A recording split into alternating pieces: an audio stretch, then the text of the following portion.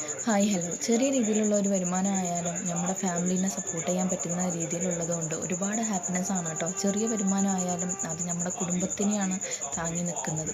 അപ്പോൾ എന്നെ സംബന്ധിച്ചും ആ ഒരു ഹാപ്പിനെസ് എനിക്കും ഉണ്ടായിട്ടുണ്ട് കേട്ടോ.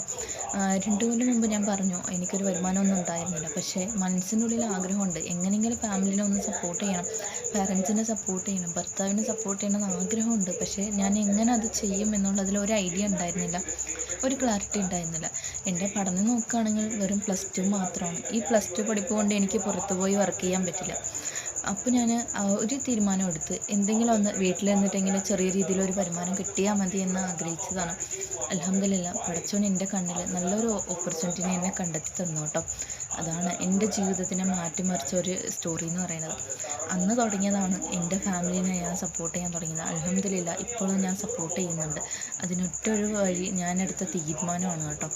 ആ ഒരു ഡെസിഷൻ ഞാൻ എടുത്തത് കൊണ്ട് ഇന്ന് അൽഹംദുലില്ലാ എന്നെക്കൊണ്ട് സ്വന്തം വരുമാനത്തിൽ സ്വന്തം അധ്വാനത്തിൽ ജീവിക്കാൻ പറ്റുന്നുണ്ട് കേട്ടോ.